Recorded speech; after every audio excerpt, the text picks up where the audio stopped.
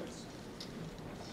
Our burglaries are down 42.5%, a significant decrease. We had 179 in 13, now we're down to 103 last year.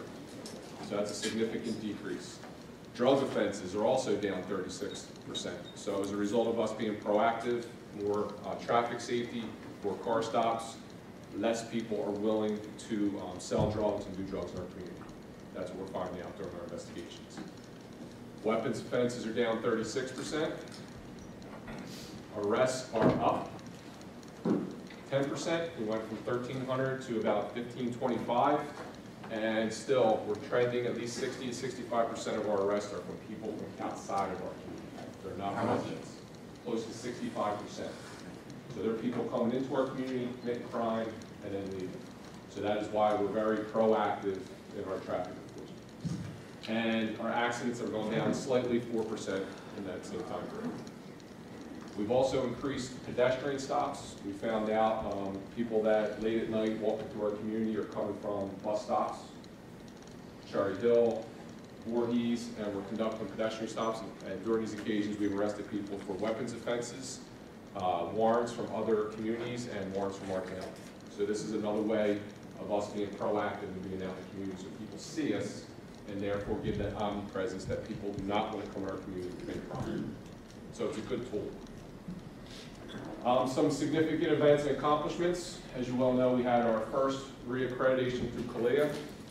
There's approximately 20,000 municipal police departments in the country. We're one of 400 that have received this excellence award. It's very strict standards, and it puts us in the upper 1% of all police departments in the country.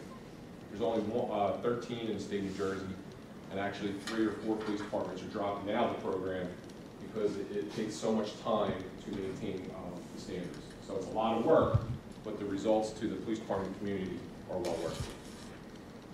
We hosted the Maccabi Games this year at Cherokee High School. We had people from across the world. It was a significant event. We had numerous external agencies and the fire department assisting with this, and without a hitch. They actually said that they want to host Evesham to be the main hub in the future. That's how good of a job that we did as a community and as a police department. We instituted a quarterly newsletter that we give to all of our members. Just tells them what's going on, so this way we have that open line of communication between all our members and retired officers. We also started a video partnership for anybody that has surveillance cameras for business members and residential. What this does give you is free of charge. You register your surveillance cameras with us. If there's a crime in your neighborhood, we will look and go to you as a partner and see if you captured anything in the neighborhood. So it's a pretty good program that we have. Just started talking about this today. We're going to have an online crime reporting system where for minor past tense events, instead of calling a police officer out to your house, you can fill a form online, like somebody damaged your mailbox, you want to report a cracked windshield, something minor in nature, instead of now us having to go out to your house, waste your time and our time. You just go online, fill out a form, and an officer will call you later for insurance purposes. So that was a pretty big program we worked on for about a year. We're one of the few police departments in the state of New Jersey that has a full-time crime analyst. Our crime analyst is one of the officers that puts all the statistics together, tells us where the trends are occurring, and gives us the data so we can put the officers in places where crimes and collisions are occurring instead of responding to crimes and collisions. We're now in front of it. We got first place in the state of New Jersey for the law enforcement challenge. This is something that we're very proud of, very hard process. 500 and some police departments in the state of New Jersey were first in the state. And it just talks about all of the programs that we implemented from DWI enforcement, our data-driven approach to crime and traffic safety, over time when we're getting funds and grants from the state and how we deploy officers. So we got first in the state as a result. We got a $5,000 radar signboard that we put out in the community. So if you have a complaint in your neighborhood of people speeding, we can put this mobile signboard on the side of the road that picks up speeders. First Youth Police Academy program and our first Police Explorer program. As we talk about as an organization, you know, our future is in the youth, so what we're trying to do is bring our youth into our organization, have a better understanding of why we do things, and hopefully prepare them for a career in the criminal justice field or just give them some basic leadership principles. So that's ongoing now. The first Explorer program's in week 4, and our officers are thrilled to instruct and be having partnerships with our youth. The body-worn cameras, another big one. First in the state to fully outfit our police department. We're getting national recognition for this. It's just another level of having transparency between our officers and our community, and the results have been phenomenal. We upgraded our IT, which means that we have more technology driven in our cars, in our body cameras. We have license plate readers, so we've invested a lot of money to be more efficient and more effective. So that's our goal going forward. And in 2014, we participated in 82 community policing events, everything from shop with a cop, coffee with a cop, pull off with a cop, and our last one was pizza with police. And this is just another way that we can get out to the community, find out what's going on in an informal setting, and just let you know that we're here to serve. So this has been we've invested a lot of resources and time into community policing. It's been paying its results off. So that's all I have. And the trading cards too. Trading cards as well. Great. Chief, you and Chief Loudon, you got a little something here for us, please? He's up next. Excellent. Evening. For those of the audience, my name is Ted Loudon, the fire chief here in Evesham Township, and I was invited tonight to provide a quick overview on the Opticom system, which is a traffic control device for emergency apparatus. The slide that you see on the screen at present indicates in the center of the picture a traffic signal with a GPS satellite above and then merging emergency vehicle. Opticom uses a GPS transponder in the emergency vehicle, which is linked to a satellite, which then is linked in turn to the traffic light. It reads which direction the apparatus is going to go by the directional signal or not, and then changes the lights, the traffic signal, in the appropriate pattern. This stops all the traffic in a normal fashion, and you no longer have to count on people listening to the air horns or sirens and hearing that, and that being over top of their car radio, air conditioner, people talking within the vehicle and that kind of thing. So you take all that and engineer all that out, and now it's back to the traffic light. And the system is very, very inexpensive. It's about $25,000 per traffic light. But when you look at the cost of what an apparatus crash costs for a police officer's vehicle, it paid for itself over a period of time. And in addition to that, it adds to the response time by decreasing the overall amount of time it takes to get from one area to another, and also, of course, provides for emergency responder safety. Currently, the county has a program, and they've done these existing intersections here in Evesham Township with funds that they've received through a grant program at all of the intersections as listed on that sheet. We were fortunate in that the mayor went to bat for us in with the State Department of Transportation when the circle was done, and we also were able to get Route 70 in North Maple Avenue and Route 73 in Center Boulevard done by the state as part of that project, of which we were very appreciative of. So we were able to actually extend the total number of lights. If you look at those locations and you travel and you follow them out, it essentially makes a straight line from Route 73 in Center all the way down to Trano's Liquor Store on Maple Avenue, that full length. So every one of those lights is hit that way. What we don't have are the other intersections in the community, and that's what we'd like to talk to Mayor and Council about tonight. The county also provided us with equipment for the fire department, which we now have a total of 18 Opticom units in our vehicles.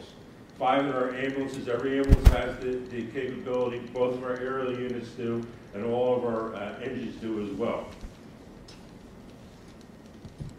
This is just one sample crash. This occurred at East Road, Medford Road, and Elmwood Road. It was an ambulance that was responding to a call. We sent 2 of our volunteer EMTs to the hospital with this, one with a broken rib, another one shaken up with bruises and some cuts. Fortunately, there was no serious injuries sustained. However, the ambulance was totaled out. That's about a $160,000 crash that you see there.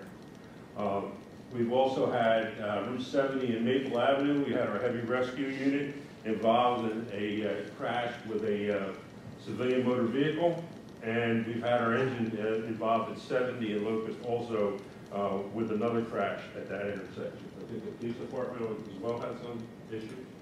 Yeah, we've had a couple, 70, 73, 70 in Cropwell going priority one calls, which means lights and sirens. Somebody's either an infant choking, or a fight progress, or armed robbery progress.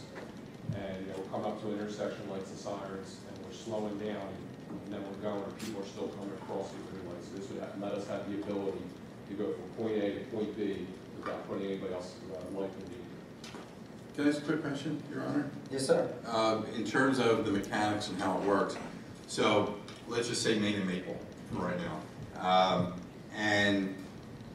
or some destination, and the ambulance is going, or the fire truck, or maybe even an officer's vehicle is going through, and you're responding to an issue, or you're going to a scene, or you're going to the hospital. And how far, so say you're going to go faster than the speed limit, so say the speed limit is 35 and you're going 50. I'm assuming the timing works that you may be, 300-400 feet out and automatically the lights will change. I mean, is there a sensitivity of how that works? Yes, the light changes on its normal cycle. It senses that you're coming in that direction, and with plenty of time it rotates to a normal cycle. That's part of the beauty of the system, is that the motoring public doesn't realize that it's even changing, that the light's actually being operated by something else. They just see it as, okay, just going from green to yellow to red. And then how does it actually begin the initiation process in your vehicle, one of your vehicles? When we turn on the red lights, it's wired into the red lights, and it's also wired into the turn signal.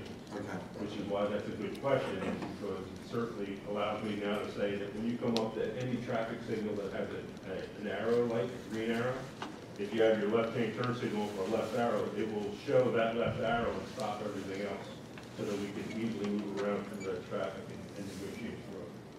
And as Chief Chu mentioned about some of the motor vehicle accidents we've had, it's rather elementary, but the fact is, the one that hits you is the one you don't see. And in almost all of our accidents, they've been on divided highways, and in the divided highway, traffic is stopped in both lanes, and then someone decided to go around what was already stopped, and then hit us in the middle of the intersection.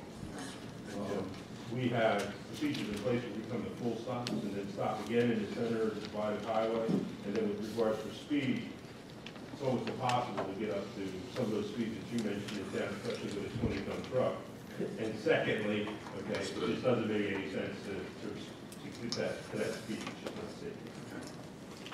So, what we're looking for from Mayor and Council, Chief Chu and I are both endorsing this system and looking for some methodology so that we can begin to have this equipment installed on traffic lights as we do new construction projects or anything that touches the traffic signal and it requires an updating in that area, to have it added in as that project is done so that we do it at the expense of whoever's causing the issue.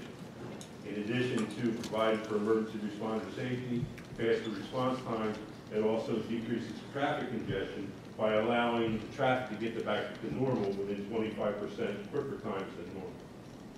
Hey, Chief, how many more intersections would you guys like to do? There's a lot.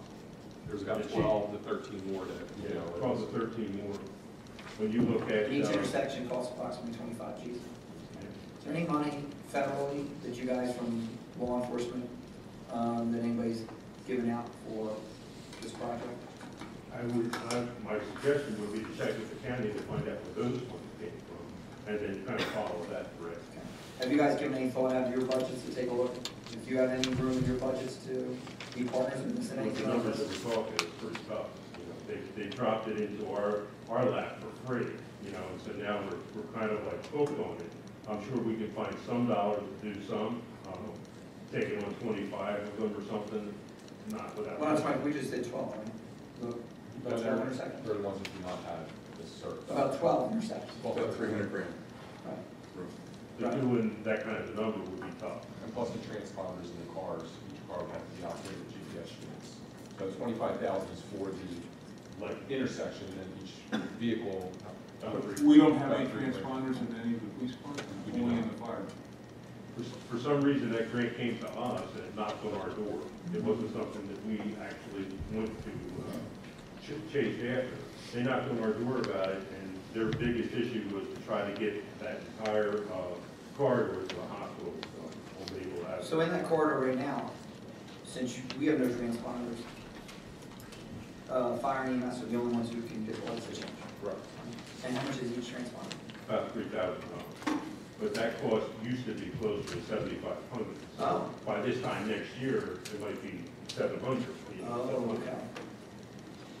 So I think, we talked about phasing them, just like we've done all the other stuff.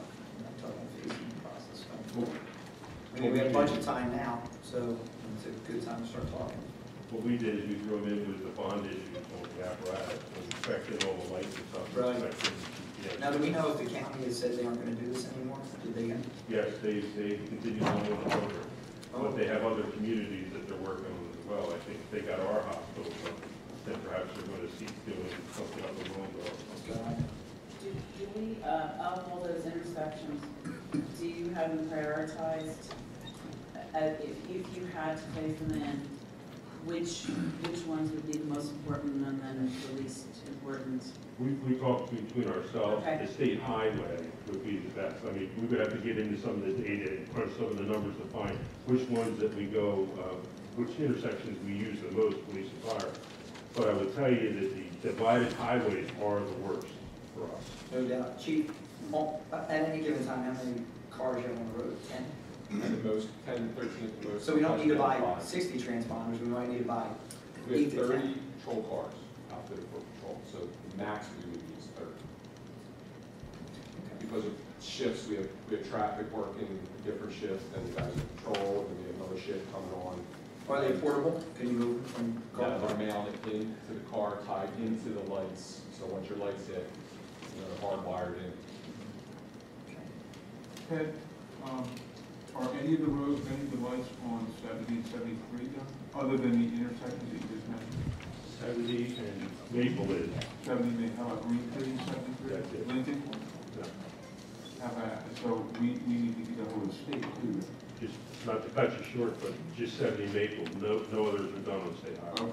Okay. I even worse on that. 73 and Center's done as well. Right. And both of those were done digitally. So does the state have a program for this as well? Not with the state trust fund being the shape it's in. They don't even want to talk to you about it, about adding anything. Hey, Chief, could you, when you talk to a manufacturer or whoever, could you call them and see if there's even working? I mean, to me, Bob just brought it up, but, whether it's just GPSs, whether it's an airplane, whether it's, you can plug in.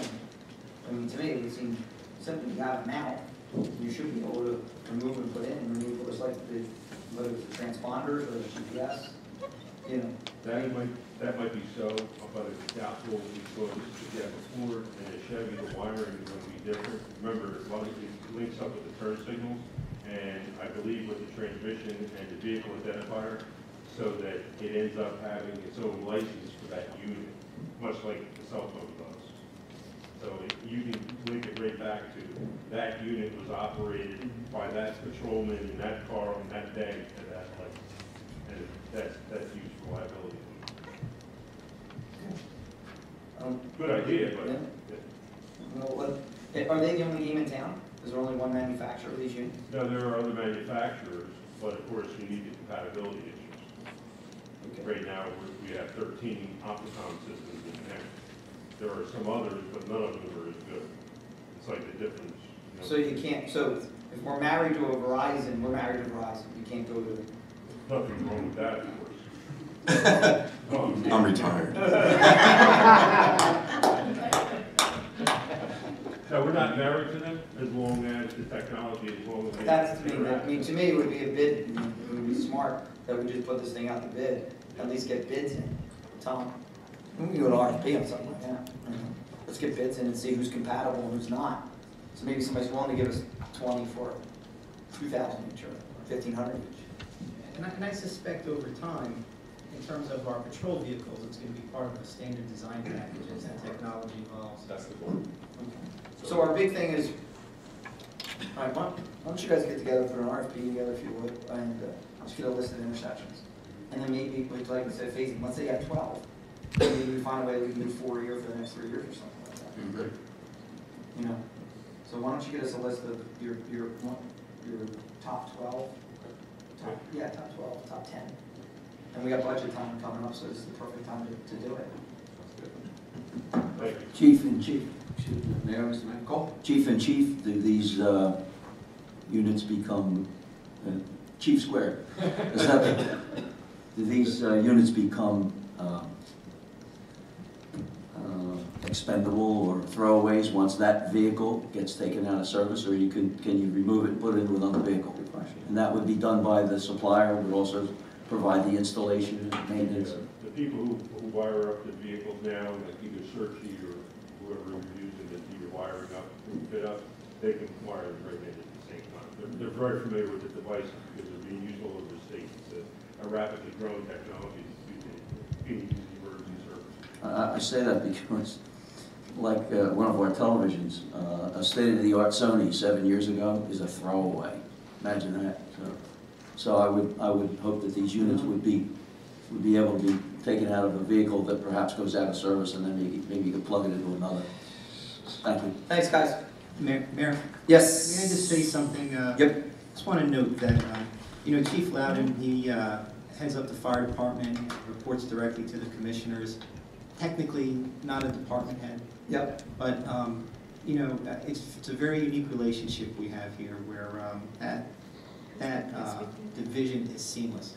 He attends our staff meetings, he communicates seamlessly with the other departments, and he brings forth great ideas. So I just wanted to thank him for Because he's bored sitting in the firehouse by himself, so let's come hang out over with you guys. Great job, Chief, as always. So I apologize, unfortunately, for those couple student government leaders who came tonight, but we had to make a decision this morning, and we collectively decided, not knowing where we were going to be with all the streets being cleaned, with icing over, if we were going to have 100 kids show up tonight with their families. So those of you who are here, who were elected officials, will you guys come step forward for me, please? Anybody? Anybody who's here for elected official? That's it? Just you? Come on up. Come on. Come on up. Come up here. Come all the way around. All the way up. Tomorrow you can be the star student. Tell everybody you were at the council meeting. Come on up here, buddy. How are you? Okay, we're going to do this. All right. Tell us your name. I'm Tony Allway, and I'm from Jaggard School. Oh. All right. Tony, so that's your 5th grade? Yes. 5th grade? Okay. Did you know that lady in the pink who clapped for you? Yes. Yeah. Now, do you know where I went to school? Yeah. Do you know where that guy went to school? Do you know where he went to school? No.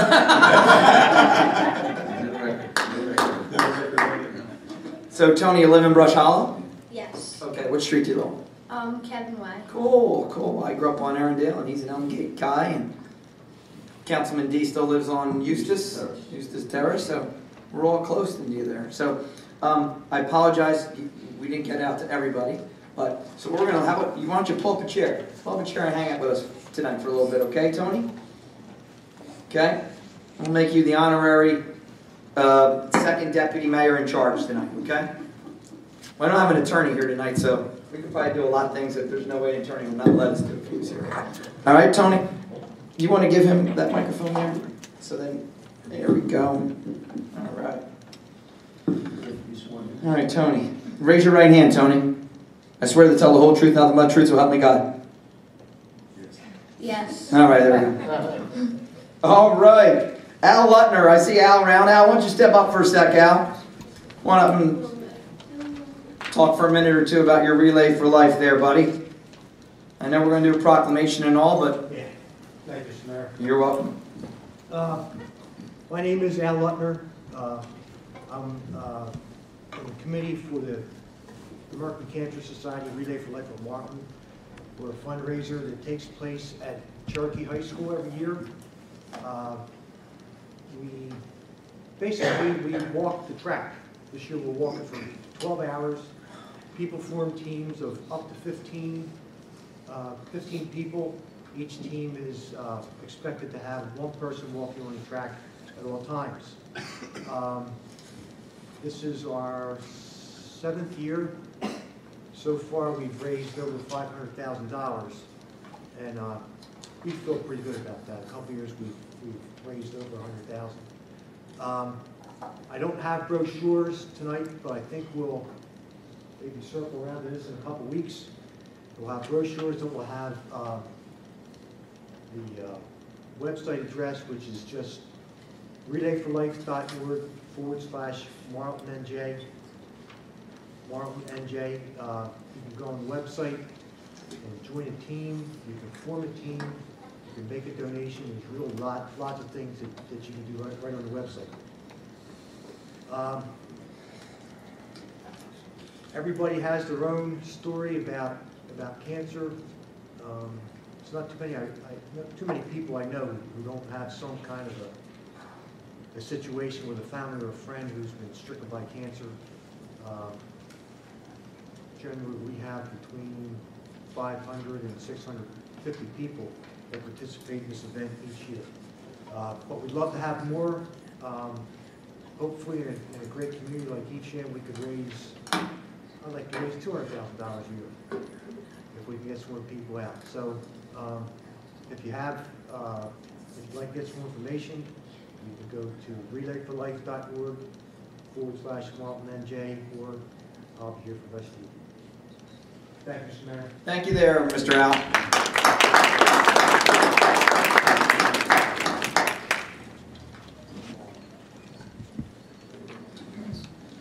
Okay, we moved preliminary public comment agenda items. Anybody in the public wishing to comment on an agenda item only, step forward.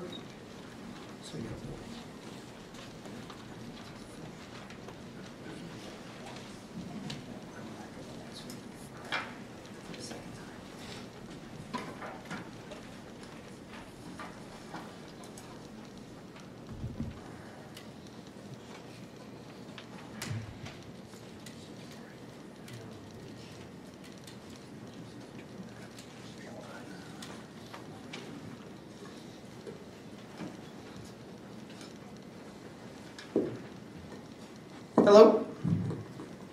I would like to reference resolution number 54-2015. I'm concerned about the fact that council sees that there's a need for this field. I'd like to know how the council determined or how they came about this decision. I think about it, and as a senior citizen in this town, I saw those fields over when you pull in to the parking lot for the library, built for these kids. As a senior citizen, I don't feel as if you've done anything for me.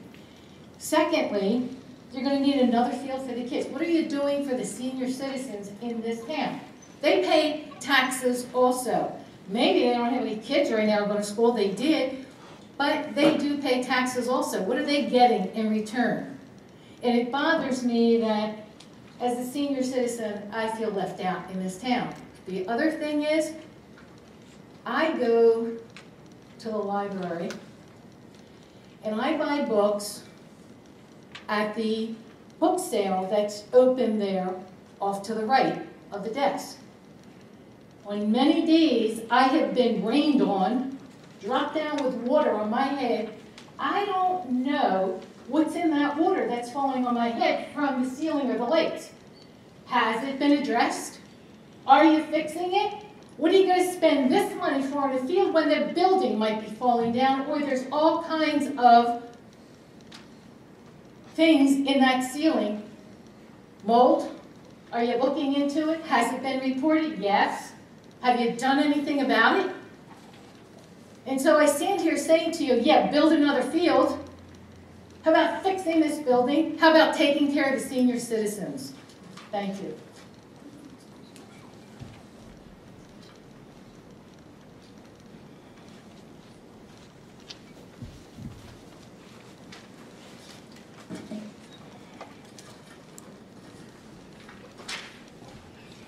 Okay, anybody else? Seeing there's none, Public comment is closed on agenda items. We will go to the second reading. Mary Lou, you have the floor. Ordinance number 1-2-2015, an ordinance of the Township of Evesham, amending Chapter 94 of the Code of the Township of Evesham, Land Development. This is the public hearing. Okay, anybody in the public wishing to comment on this item, please step forward. Okay, seeing there's none, need a motion to close public hearing. So moved. I need a second. Second. All in favor? Aye. Okay. I need a motion to adopt ordinance number 1-2-2015, please. So moved. I need a second. Second. Comments? Mary Lou, please poll the council. Mr. DeAndrea. Aye. Mr. Deanna. Aye. Ms. Hackman. Aye. Mr. Zulli. Aye. Mayor Brown. Abstain. Motion carries 4-0, one abstention. Okay, Mary Lou. Ordinance number 2-2-2015, an ordinance of the Township of Evesham, amending Chapter 72 of the Code of the Township of Evesham, construction fees. Public hearing, please. Anybody in the public wish to comment on this, please step forward. Seeing there's none, need a motion to close public hearing. So moved. Need a second. Second. All in favor? Aye. Okay. Now I need a motion to adopt ordinance 2-2-2015, please. So moved. Need a second. Second. Mary Lou, please poll the council. Mr. DeAndrea. Aye. Mr. Deanna. Aye. Ms. Hackman. Aye. Mr. Zulli. Aye. Mayor Brown. Abstain. Motion carries 4-0, one abstention. Okay. First reading, ordinance number 3-3-2015. The public hearing is for March 17, 2015. Ordinance of the Township of Evesham, amending Chapter 160, the zoning code of the Township of Evesham to modify Section 160-63.1, moderate density residential, MDR, over zone to encourage on-site production of the required affordable housing set aside.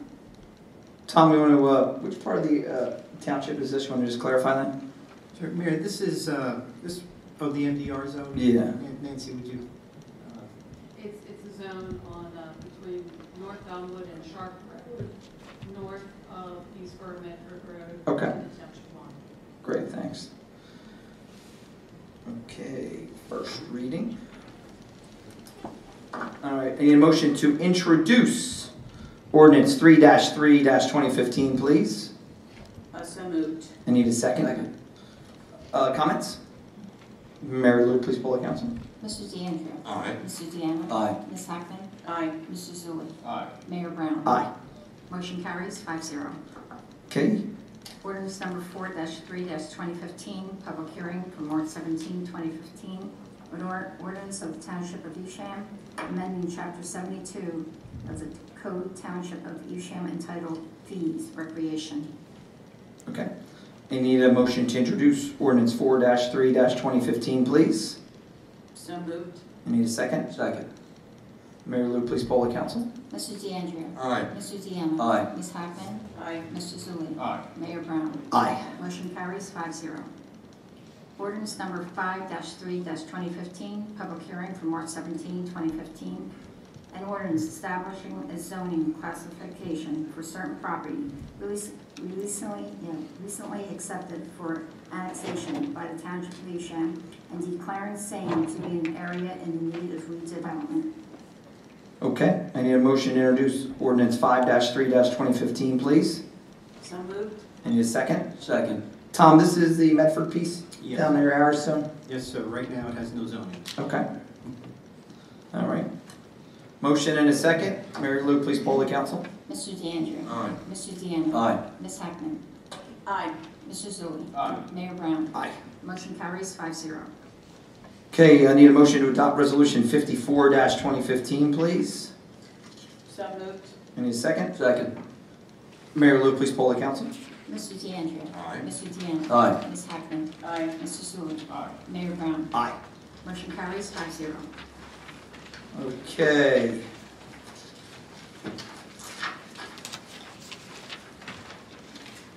Here we go, the consent agenda.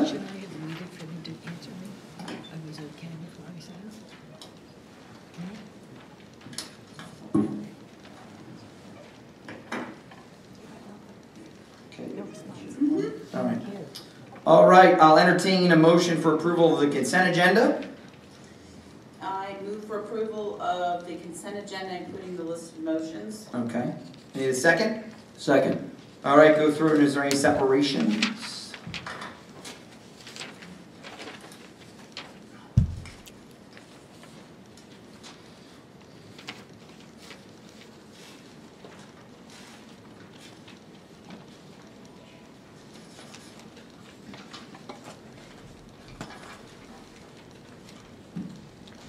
Any separations, guys? No, sir. Okay.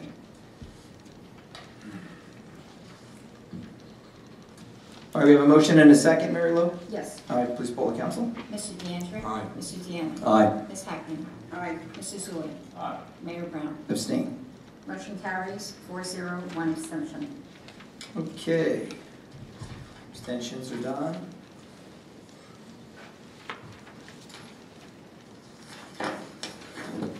Are you ready for your big time, Tony? Ready? Okay. You're gonna get in there in that microphone and you're gonna say, public comment is now open. Ready? Public comment is now open. There we go.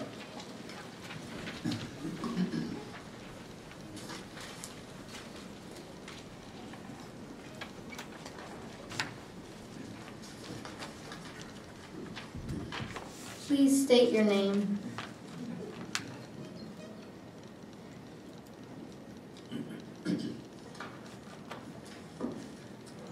Hi, Phil Warren, 357 Honda Road. Good job. I came here today to encourage council to be open, responsive, and respectful to every citizen, regardless of the issues or questions raised at public meetings. It would be a grievous disregard of the responsibilities you took on when you ran for and won public office if you take to heart the advice given by the Township solicitor at the February 3rd meeting that you do not need to respond to residents' questions and comments at public meetings.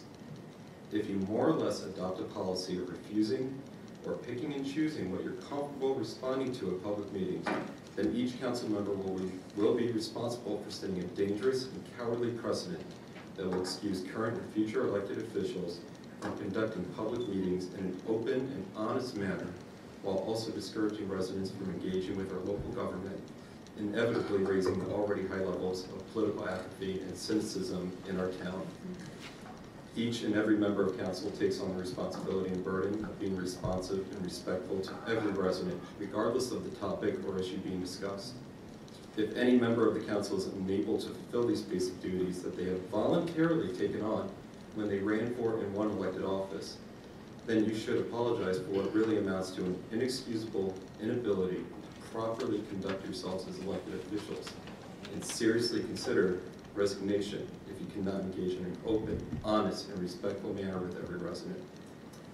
With that said, I would also like to comment on the matter of redevelopment, in particular the section of South Maple Avenue the council moved forward on at the December 30th meeting.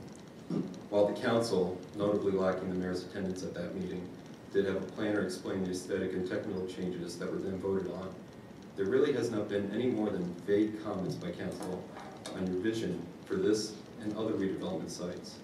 It would be great to hear from all of you about your particular and individual visions of how redevelopment along South Maple Avenue will look when it's completed, and how it will fit together with redevelopment in other sections of Main Street and Maple Avenue. The expected costs to taxpayers associated with this and future redevelopment, including maintenance and upgrades to infrastructure and the expansion of public services, how the heavy traffic, lack of public transit, and sparse parking situation will be improved upon, not just for new developments, but for the neighboring areas as well. And what council thinks about the mayor's ownership of 22 South Maple Avenue, one of the first properties to be redeveloped, and how any conflict of interest has been avoided in the process while these particular plans were being developed. Another issue we'd like to hear from each member of council about is the mayor's expressed desire to purchase Maple Avenue and Main Street from Burlington County. This would effectively eliminate county oversight along those streets and the redevelopment process. In the meantime, every tax-paying resident of Evesham would have the added burden of paying for maintenance of those roads. Councilman Zulli, after discussing the idea of purchasing the streets with county officials, had publicly expressed a strong concern over the unknown costs associated with maintaining the roads, and said that he thought Mayor Brown was underestimating the cost of taxpayers. And a great example of the raw deal taxpayers would get is that maintenance work done by our township along these roads is reimbursed to us by the county. That is a clear benefit to our town and taxpayers that could be lost if the plans take place. While it would be convenient to give all of you the benefit of the doubt over the issues I brought up, I would love to hear the entire council's thoughts regarding the various redevelopment issues I brought up, including an explanation of the potential conflict of interest associated with the mayor's property at 22 South Maple Avenue, and the mayor and council's justification for purchasing Main Street and Maple Avenue from the county. While I'm sure the council has the best intentions, it would be quite an assurance to every resident to hear from all of you that there will be savings and efficiencies returned to taxpayers from a process and plan that, coincidentally or not, would consolidate control of and limit oversight of the redevelopment process to a limited view. Thank you.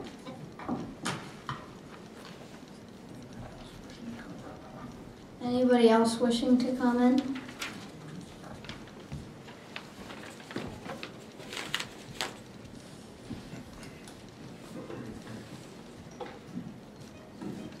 If I want to get up there again, do I have to sign in again?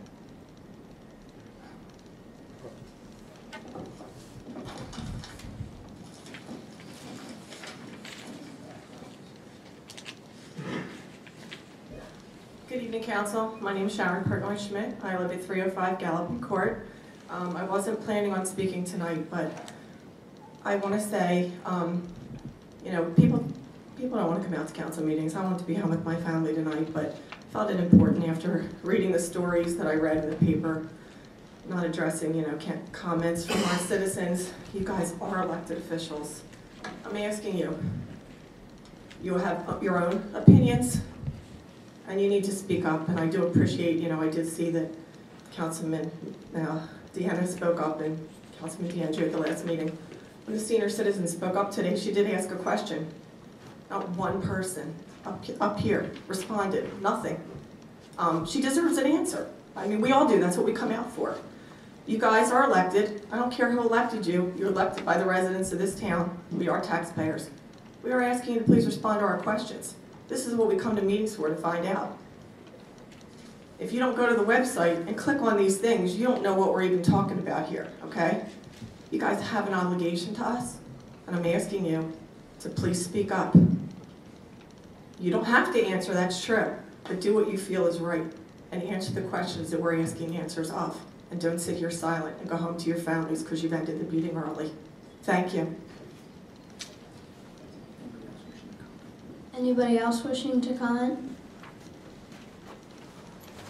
Okay, seeing there's none, I need a motion to close public comment. So moved. Need a second? Second. All in favor? Aye. Okay, around the horn. Mary Lou, Lori, you guys got anything? Nothing, Mayor. Vance, Tom, Monica? Nothing. Good. Chief, good? Chief, good. Tim? Good. Tom? Just want to compliment the men at Public Works on doing an outstanding job clearing the roads and getting our building ready, open for business. Technically, we opened at noon today. I got here significantly earlier than that and found some people beat me already. So excellent.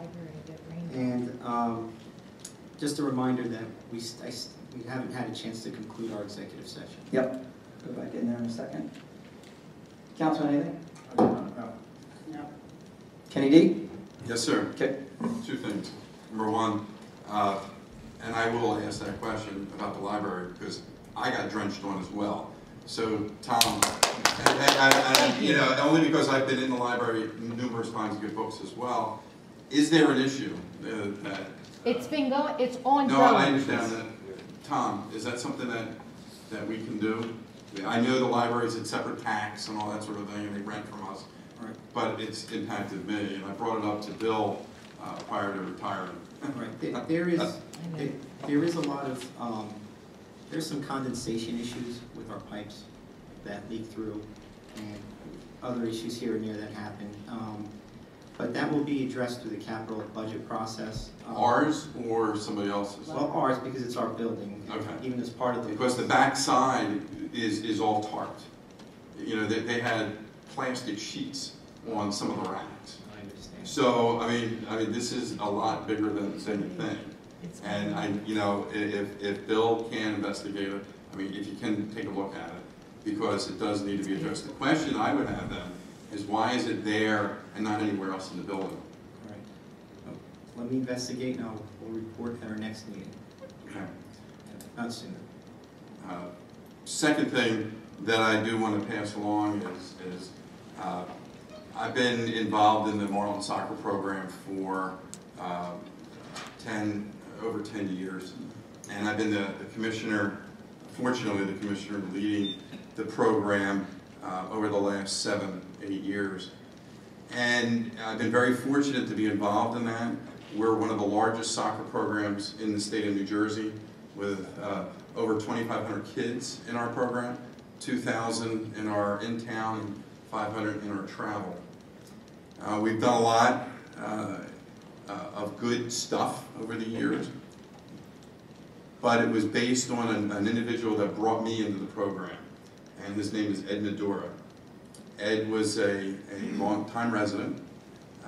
He was one of the predecessors of mine in terms of running the soccer program. It was all about the kids. It was all about the community. And he succumbed to cancer, melanoma, and he passed away last Thursday night. And it was a very, you know, obviously traumatic experience with everything that goes on. But for me, and just passing along to the residents and to everybody, he was one of the good guys, and being involved with the Marlin Rec Council and the youth sports over a lot of years, you know, I just wanted to bring that up. He was, you know, a good guy, and he passed away. Keep his family in your thoughts. And I think the viewing is Friday night over at Bradley Funeral Home. But that's what I wanted to bring up. And we could talk later on. I don't want to use, since I'm ending on a real bad note, but a lot of my comments on redevelopment have been already taped for a lot of meetings, but that's all I'm going to say about it. Okay. Bob Dick? Yeah, Mr. Mayor, I didn't bring any literature along for the public, but it's available online. Folks might have heard rumors about professional entertainment at Indian Spring, and they're not rumors, it's fact. This Saturday night, there'll be a dinner show that features the Duprees. That show's been sold out for a month. Any of you folks ever heard of Doug Church? He's a premier Elvis impersonator. You close your eyes and you really do hear Elvis, and he does resemble him somewhat. So we're working on bringing traffic to the golf course in whatever way we can. So am I correct when I say we've not had professional entertainment to that degree? I mean, if you count Steve Zulli playing golf, that's professional entertainment. No, we have not. Mr. Mayor, I've seen people in this room hit a golf ball. I think I know what the fairway is. The golf ball doesn't normally stay on the fairway, so I'm not an authority in that area. But just stay tuned for information about Indian Spring. I think you'll be happy to see some of the performers that are coming. Yeah. We received nothing less than the front page of New Jersey Municipality magazine. You might be able to see the chief and the mayor. The mayor has no tie. I figured if he could be on a magazine, a major publication, without a tie, then I could forget to wear a tie to one of the meetings. But once again, Evesham is being recognized for being out front of the body camera issue. So thanks, Mr. Mayor. Thanks, Chief. And